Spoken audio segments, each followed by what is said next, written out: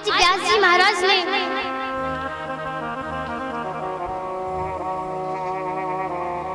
एक वेद था, एक वेद के चार वेदों की रचना की। अर्थवेद, सामवेद, ऋग्वेद और यजुर्वेद, 6 शास्त्रों की रचना की।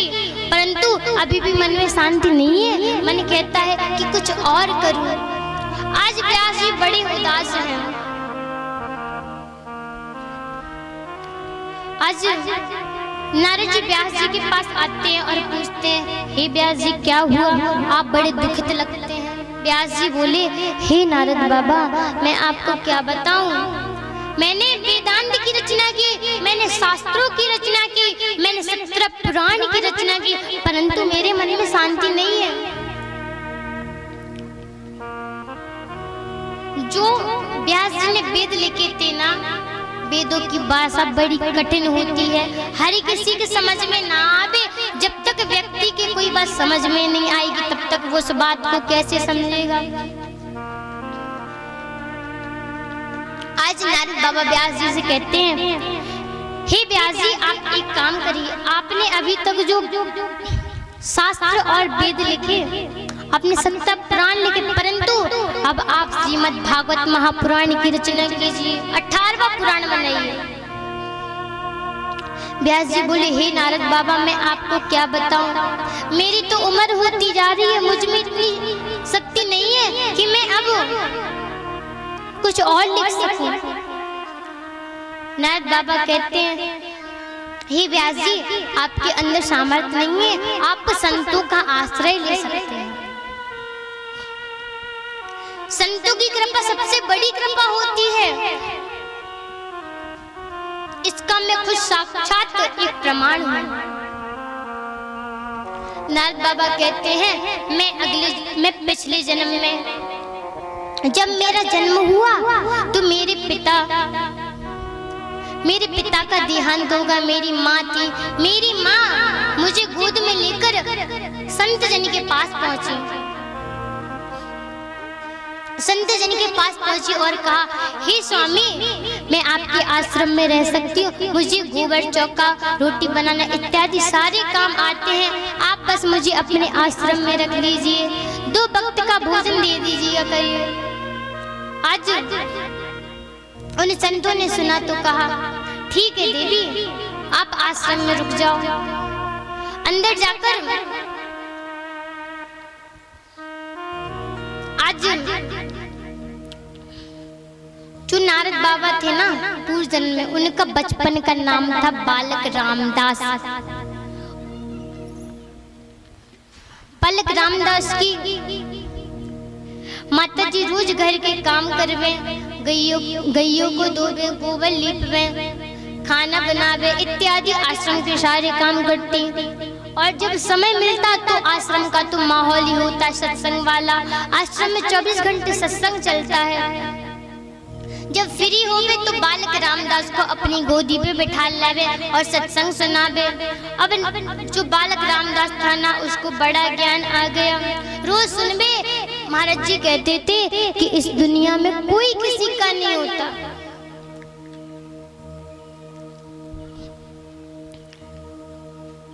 अब क्या हुआ, आश्रम पे कुछ संत जन पधारे। 6 महीने तक संत जन वहां पे रहे। अब नारद जी को इतना ज्ञान हुआ। जब वो संत जन वहां से जाने लगे तो नारद जी संत जन के पास पहुंचे और कहा, हे महाराज जी, मुझे आप अपने साथ ले चलो, मुझे यहाँ नहीं रहना। आप ही तो कहते हैं इस दुनिया में कोई किसी का नहीं होता, परंतु जो बालक रामदास की जो माता जी थी ना, वो बालक रामदास से बड़ो प्रेम करवे। आज रात्रि को संतों के पास देवी रोती है और कहती है, हे महाराज जी, आप मेरे पुत्र को अपने साथ मत ले जाइएगा, क्योंकि मेरे पास केवल मेरा पुत्र है, मैं उसके बिना नहीं रह सकती, मैं उससे बड़ो प्रेम कर रही हूँ। आज पूरी रात्रि बालक रामदास की जो माता जी थी महाराज जी के पास बैठी रही। सुबह हुई, जब वो संत जन जाने लगे तो बालक रामदास रामदास ने फिर से कहा संत जी से, हे संत जी मैं आपके साथ चलूंगा। संत जी बोले, अच्छा मैं तुम साथ ले जाऊंगा, पर तुम मेरी एक बात मानोगे? बालक रामदास ने कहा, ठीक है मैं आपकी बात मानूंगा। संत जन ने बालक रामदास से कहा, हे पुत्र, अभी तुम्हारी माता जी है ना, अभी तुम उनकी सेवा करो। जब वो इस दुनिया से चली जाए तब तुम मेरे पास आ जाना और आराम से भजन करना, क्योंकि तुम्हारे पिताजी हैं नहीं, तुम अपनी माँ का एक लौता सहारा हो।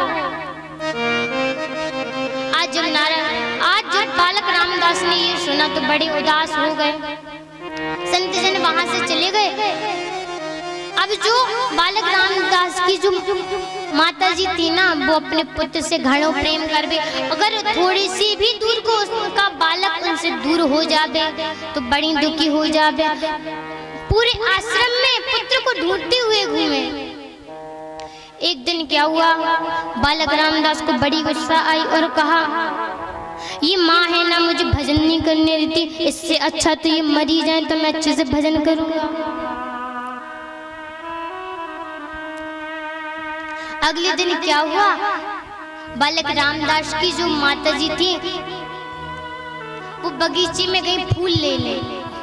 जब वहां फूल लेने गई तो वहां पे एक सर्प था। उस सर्प ने माता जी को डस लिया और वहां पे माता जी का देहांत हो गया। जब नारद बाबा को यह बात पता चली तो अपनी मम्मी के पास पहुंचे, माता जी के पास पहुंचे।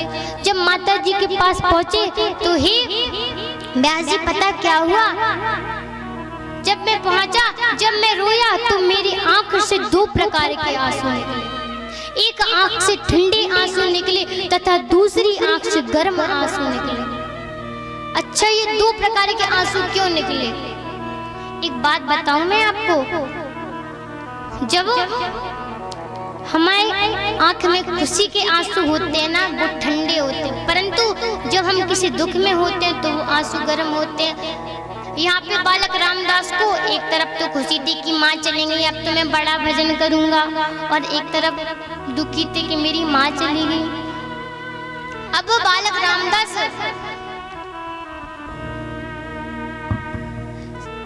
सीधे बद्रीनाथ पहुंचे, अपनी माँ का क्रियाक्रम किया और बद्रीनाथ में एक गुफा में पहुंचे और वहां जाकर नाचने लगे और मंत्र का उच्चारण करने लगे। ओम नमो भगवते वासुदेवाय, ओम नमो भगवते वासुदेवाय, ओम नमो भगवते वासुदेवाय, ओम नमो भगवते वासुदेवाय, ओम नमो भगवते वासुदेवाय, ओम नमो भगवते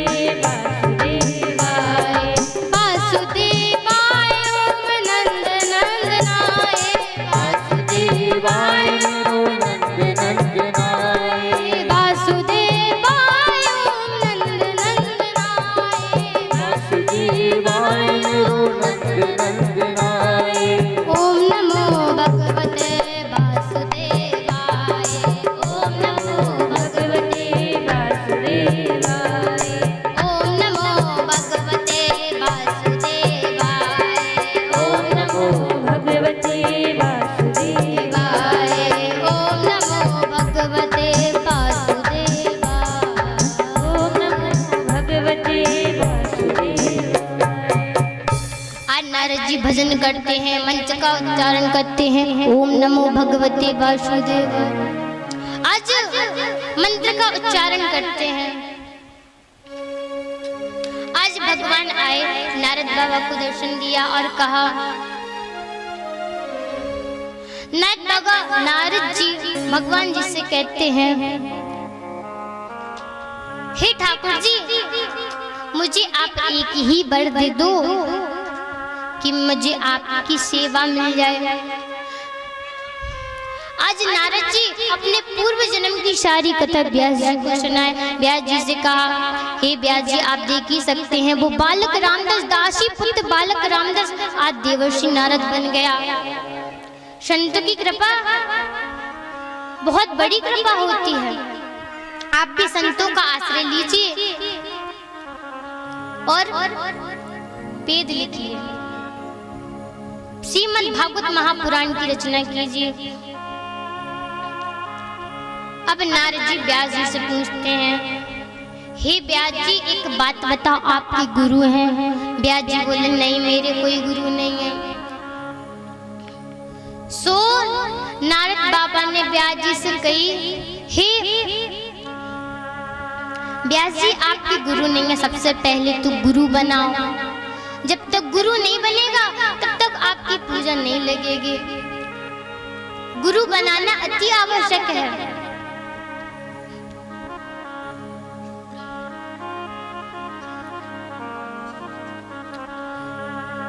एक बात बताऊं,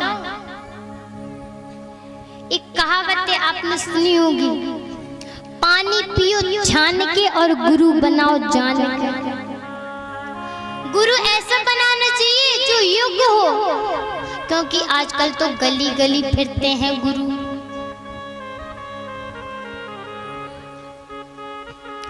गली गली गुरु फिरे, कोई दक्षिणा लियो। आजकल तो गली गली गुरु फिरते हैं। गुरु जान के बनाना चाहिए। आज व्यास जी ने नारद जी को गुरु बना लिया। अब नारद बाबा को जो 4 श्लोक की भागवत थी ना, वो व्यास जी के कान में सुनाई। आज व्यास जी ने उसी 4 श्लोक की भागवत से 18,000 मंत्रों को रचा। आज भागवत महापुराण की रचना की। अब व्यास जी सोचने लगे, मैंने ये भागवत पुराण की रचना तो कर दी, परंतु इस भागवत कथा को सुनने के योग्य कौन है? मन में विचार आया कि मेरा पुत्र सुखदेव, वो तो कथा सुनने के योग्य है, वो तो बचपन से ही तपस्या कर रहा है। परंतु फिर सोचा, अगर ये बात मैं ऐसे ही कहूंगा तो मेरी बात कोई नहीं मानेगा और कहेगा कि ये तो मेरा पुत्र था, इसलिए मैंने इसको कथा सुनाई। आज व्यास जी ने सोचा, मुझे अपने पुत्र की समाधि तोड़नी होगी। सो व्यास जी ने नन्हे नन्हे शिष्य बनाए और शिष्यों को एक मंत्र सिखाया। मंत्र को सिखाया और कहा, हे बेटा, तुम सुखदेव जी महाराज जी के पास जाना और जाकर मंत्र सुनाना।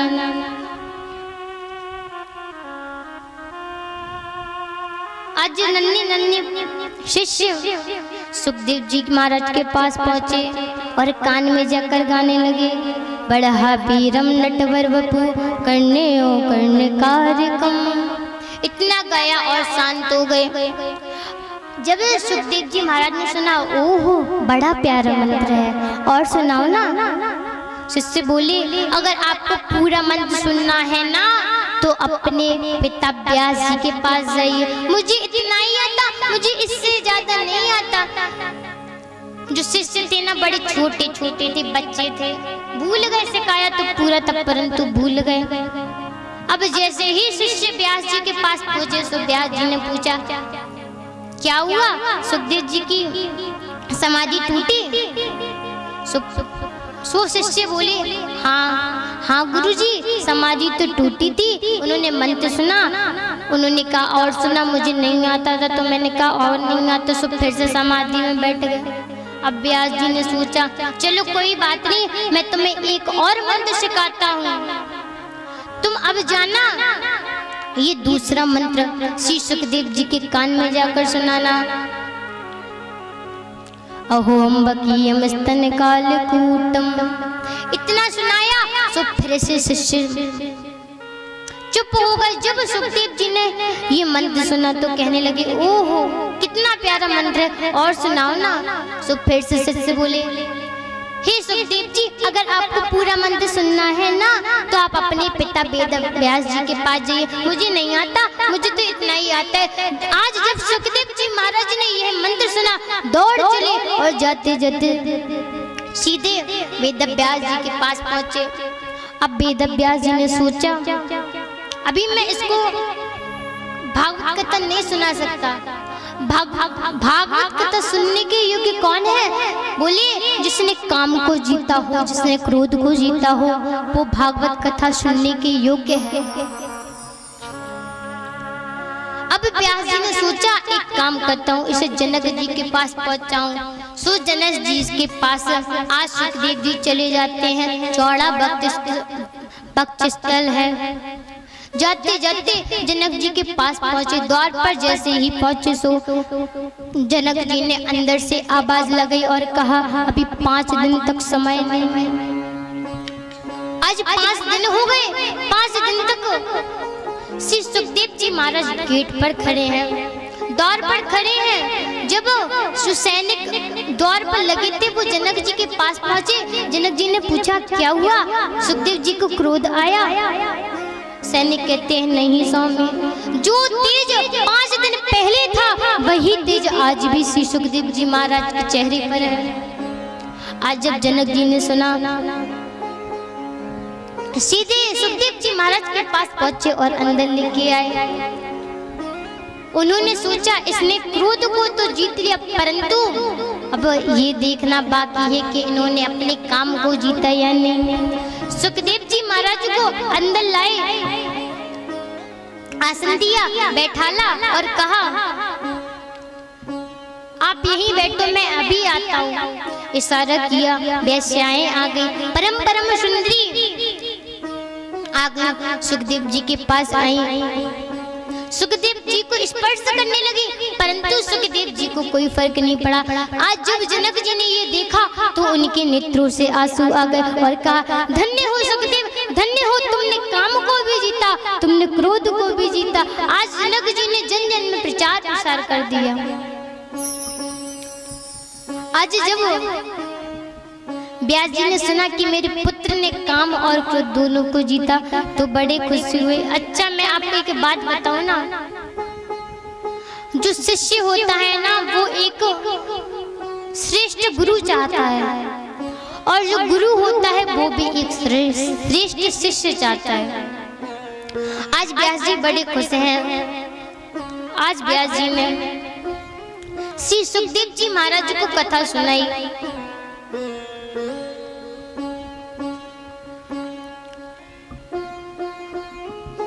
आज सुखदेव जी महाराज ने जब कथा सुनी तो बड़े खुश हुई और कहा, बड़ी अच्छी कथा है।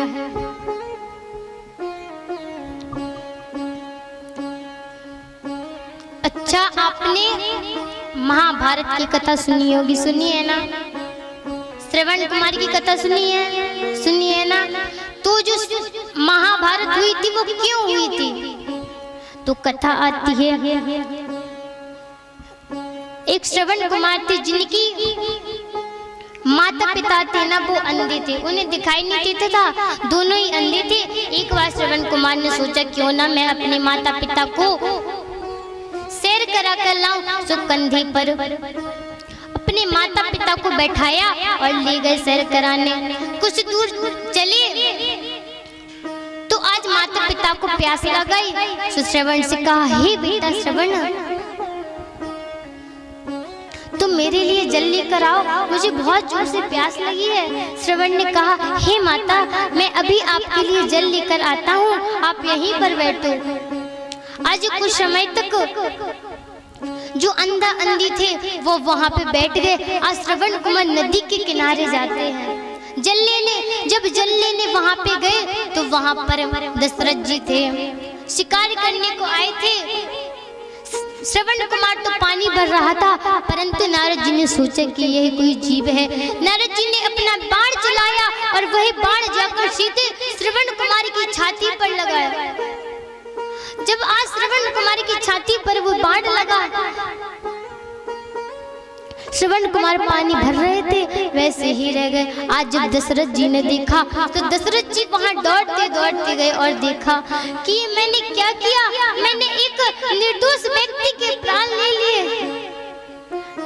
श्रवण कुमार से कहते हैं, हे श्रवण कुमार मुझे क्षमा करो, मैंने तो यहाँ समझा था कि कोई यहाँ पे जीव जंतु है, मुझे नहीं पता था।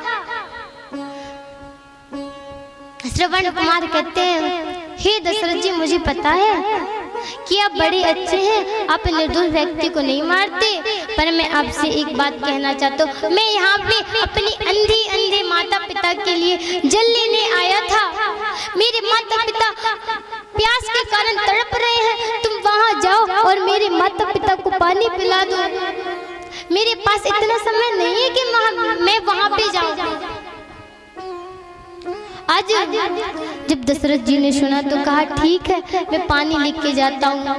आज श्रवण कुमार दशरथ जी से कहते हैं, हे दशरथ जी तुम पानी लेके तो जा रहे हो ना, परंतु जब तक मेरे माता पिता पानी ना पी ले तब तक आप बोलना नहीं, क्योंकि अगर उन्होंने सुना कि ये मेरा पुत्र श्रवण नहीं है तो वो पानी को ग्रहण नहीं करेंगे, वो जल ग्रहण नहीं करेंगे।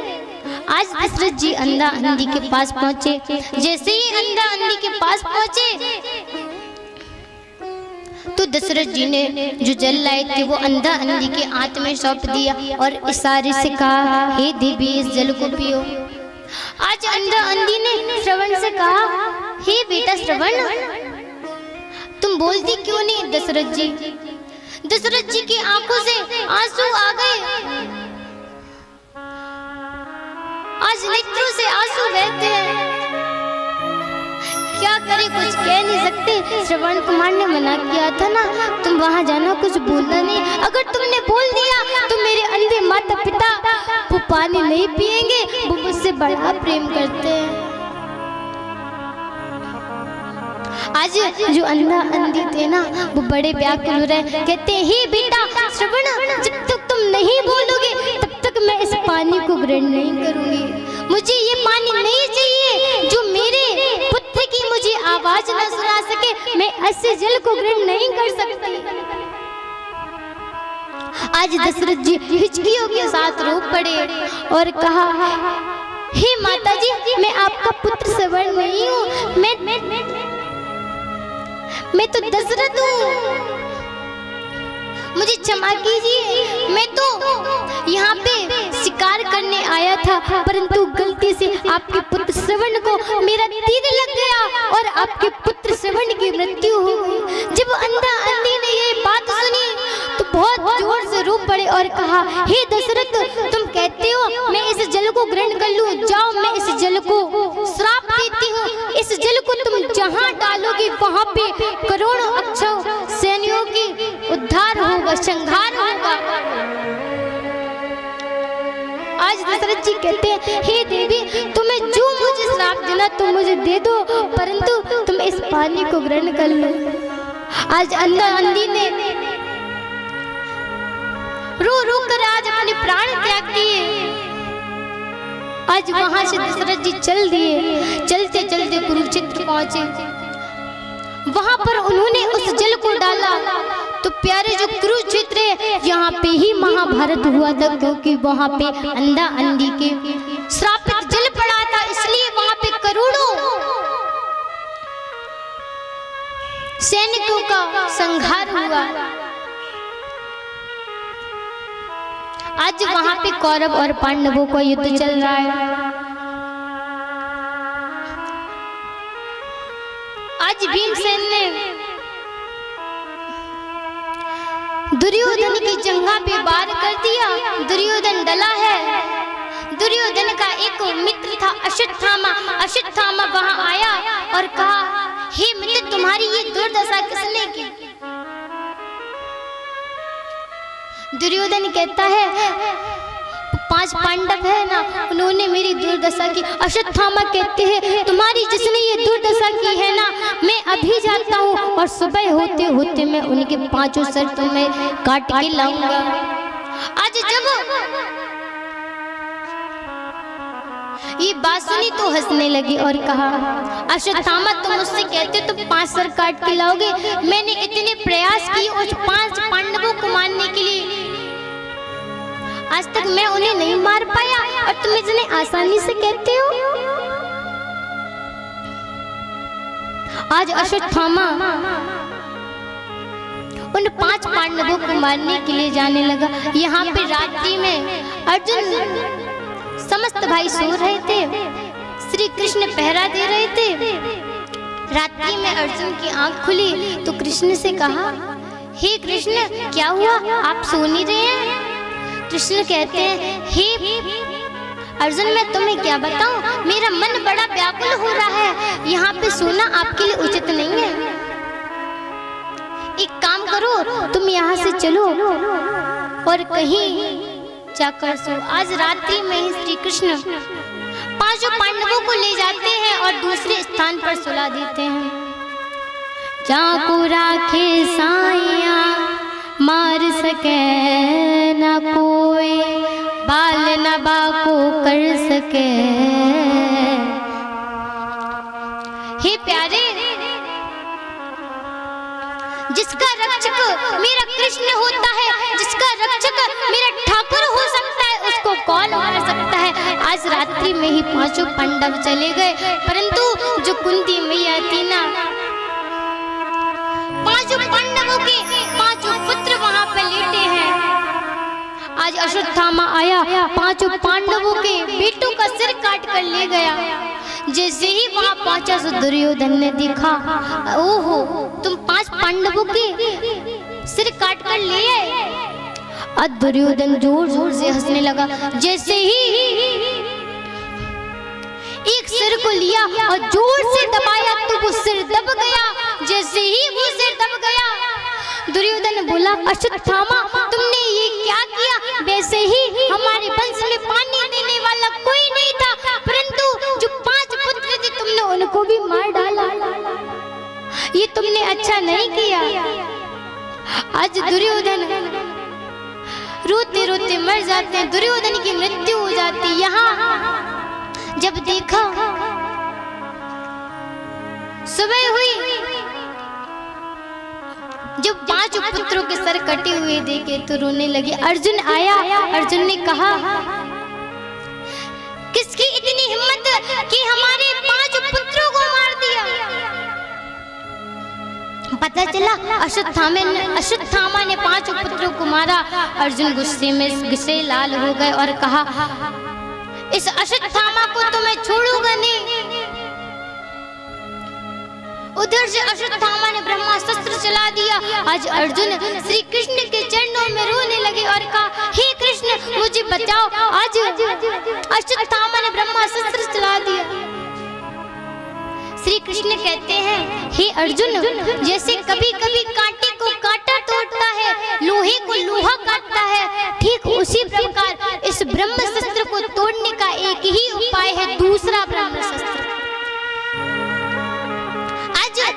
अर्जुन ने भी दूसरा ब्रह्मास्त्र चलाया। जब दोनों ब्रह्मास्त्र चले, आपस में टकराए, धड़ाम से नीचे गिर गए। आज ब्रह्मास्त्र जैसे ही नीचे गिरे, अर्जुन गया और अश्वत्थामा को पकड़ के लाया और कहा, बताओ देवी इसके साथ क्या किया जाए? तुम कहो इसे मैं हाथी से कुचलवा दूं, तुम कहो इसे मैं शेर के सामने डाल दूं, तुम कहो इसे मैं जला दूं। देवी कहती है, नहीं तुम इसे मत मारो। आज जब अर्जुन ने सुना, समस्त पांडवों ने सुना तो कहा, हे देवी तुम क्या कहती हो, इसको छोड़ दो, इसने हमारे 5 पुत्रों को मार दिया और तुम कहती हो इसे छोड़ दो। देवी कहती है, हे अर्जुन एक बात बताओ, ये गुरु द्रोणाचार्य का एक लौता पुत्र है। जो विद्या गुरु द्रोणाचार्य ने तुम्हें दी, वो विद्या तो अपने सगे पुत्र को भी नहीं दी। और शास्त्र कहते हैं कि जो गुरु पुत्र होता है ना, उसे कभी मारना नहीं चाहिए। अर्जुन कहते हैं हे देवी तुम क्या कह रही हो, मैं इसे नहीं छोड़ूंगा, मैं इसे मार दूंगा। सभी कहते हैं हे भैया इसको मारो, इसे जिंदा नहीं छोड़ना चाहिए, इसने हमारे पांच पुत्रों को मार डाला।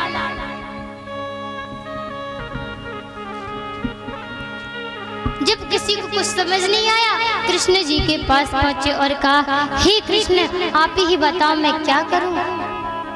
कन्हैया कहते हैं ये तुम्हारा गुरुपुत्र है तो इसको मारना नहीं चाहिए। और शास्त्र कहते हैं जो निर्दोष व्यक्ति को बेवजह मार दे उसे छोड़ना भी नहीं चाहिए। और इसने तो तुम्हारे पांच पुत्रों को मारा है, इसलिए मारो भी मत, छोड़ो भी मत, मारो भी मत, छोड़ो भी मत, मारो भी मत, छोड़ो भी मत। आज पूरे पंडाल में सन्नाटा छा गया। जब सुना तो कहा जय हो, अगर आपके जैसे 2-4 न्यायाधीश और हो गए सो हो गया। आप कहते हैं मारो भी मत, छोड़ो भी मत, मारो भी मत, छोड़ो मत, तो क्या करूं? कन्हैया ने कहा एक बात बताऊं मैं आपको, अगर कोई व्यक्ति उसकी समाज में बड़ी इज्जत है और आप उसकी इज्जत नीलाम कर दें तो वो व्यक्ति मृत्यु दंड के समान होता है, मृत्यु के समान होता है। आज भरी सभा में अश्वत्थामा की आधी मूंछ मड़वाई, आधे बाल मड़वाए, मुंह पर काली लगा दी, चप्पल की माला पहना दी और पूरे समाज में घुमाया। अब अश्वत्थामा ने जब देखा कि इसने मेरा अपमान कर दिया तो बड़ा क्रोधित हो गया। काम तो किया था मरने वाला, परंतु मेरे भगवान ने उसको छुड़ा दिया। फिर भी अश्वत्थामा कहता है भले ही मेरी एक आंख फूटे परंतु पड़ोसी की चारों फूटनी चाहिए। अब सोचने लगा क्या किया जाए, क्या करूं? मैं पांडवों के वंश को निर्वंश करके रहूंगा। वन में विचार आया ओहो अभिमन्यु की जो पत्नी है ना उत्तरा, मैंने सुना था युद्ध के समय उसके गर्भ में एक बालक है, अब तो 9 महीने को होने आए, क्यों न चल के उस बालक को ही मार दिया जाए। आज अश्वत्थामा ने ब्रह्मास्त्र चला दिया। आज उत्तरा श्री कृष्ण के पास जाकर रोने लगी और कहा हे प्रभु मुझे बचा लो, मैं मर जाऊंगी, मेरी कोई दिक्कत नहीं है, परंतु हमारे वंश में केवल एक ही पुत्र है जो हमारे वंश को बचाएगा। आज जब कन्हैया ने देखा तो कन्हैया आज उत्तरा के गर्भ में अंगुल सा रूप धारण करके आज उत्तरा के गर्भ में गए। उत्तरा के गर्भ में जाकर जैसे ही अश्वत्थामा ने ब्रह्मास्त्र को चलाया, उस ब्रह्मास्त्र का मुंह मोड़ दिया और ब्रह्मास्त्र नष्ट हो गया। एक रूप से हमारे भगवान श्री कृष्ण बाहर खड़े हैं। आज कुंती मैया देखती हैं जिस लाला को मैं अपना लाला समझूं, भतीजो समझूं, वो तो साक्षात भगवान है। श्री कृष्ण एक रूप से बाहर खड़े हैं और एक रूप से उत्तरा के गर्भ में है। उत्तरा से कहते हैं हे देवी अब कैसा लग रहा है? उत्तरा कहती है हे प्रभु मुझे अच्छा लग रहा है। आज श्री कृष्ण उत्तरा के गर्भ से बाहर आए, कुंती मैया देख रही थी। कुंती मैया ने कहा ये कोई साधारण बालक नहीं है, ये तो साक्षात भगवान है। आज जब लाला ने सुनी तो लाला ने कही हे मैया तुम मुझे भगवान कहते हो, मैं तो आपको छोटो सो मोटो सो नन्नो सो लाला, मैं कोई भगवान ना हूँ। कुंती मैया कहती हैं हे ठाकुर हे बिहारी ये तो आपकी लीला है, आप किसी को बुआ बनाते हैं, किसी को चाचा बनाते हैं, किसी को भाई बनाते हैं। आज कुंती मैया के नेत्रों से